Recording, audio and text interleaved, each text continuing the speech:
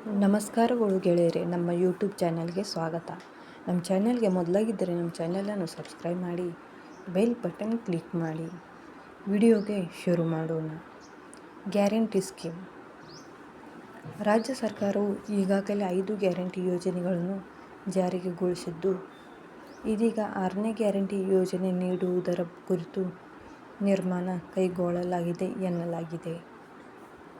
ಹೌದು, ಕರ್ನಾಟಕದಲ್ಲಿ ಈಗಾಗಲೇ ಪಂಚ ಗ್ಯಾರಂಟಿ ಯೋಜನೆಗಳು ಜಾರಿಯಲ್ಲಿದ್ದು, ಅಂಗನವಾಡಿ ಕಾರ್ಯಕರ್ತೆಯರಿಗೆ 6ನೇ ಗ್ಯಾರಂಟಿ ನೀಡುವುದರ ಬಗ್ಗೆ ಸಿಎಂ ತೀರ್ಮಾನ ಕೈಗೊಳ್ಳುವರು ಎಂದು ಸಚಿವೆ ಲಕ್ಷ್ಮೀ ಹೆಬ್ಬಾಳ್ಕರ್ ತಿಳಿಸಿದರು. ಗ್ಯಾರಂಟಿ ಸ್ಕೀಮ್ 2017ರಲ್ಲಿ ಸಿದ್ದರಾಮಯ್ಯನವರೇ ಸಿಎಂ ಆಗಿದ್ದಾಗ ಅಂಗನವಾಡಿ ಕಾರ್ಯಕರ್ತೆಯರಿಗೆ ಗೌರವಧನ ಹೆಚ್ಚಿಸಲಾಗಿತ್ತು. ಈಗ ಮತ್ತೆ ಅವರೇ ಗೌರವಧನವನ್ನು ಏರಿಸಿದ್ದಾರೆ. ಜೊತೆಗೆ 2023ರಿಂದ ನಿವೃತ್ತಿಯಾದವರಿಗೆ ಗ್ರ್ಯಾಚ್ಯುಟಿಯನ್ನು ನೀಡಲಾಗಿದೆ ಎಂದು ತಿಳಿಸಿದರು. ಸ್ತ್ರೀಶಕ್ತಿ ಗುಂಪುಗಳನ್ನು ಉತ್ತೇಜಿಸಲು ವಿಭಾಗೀಯ ಮಟ್ಟದ ವಸ್ತು ಪ್ರದರ್ಶನ ಮತ್ತು ಮಾರಾಟ ಮಳಿಗೆ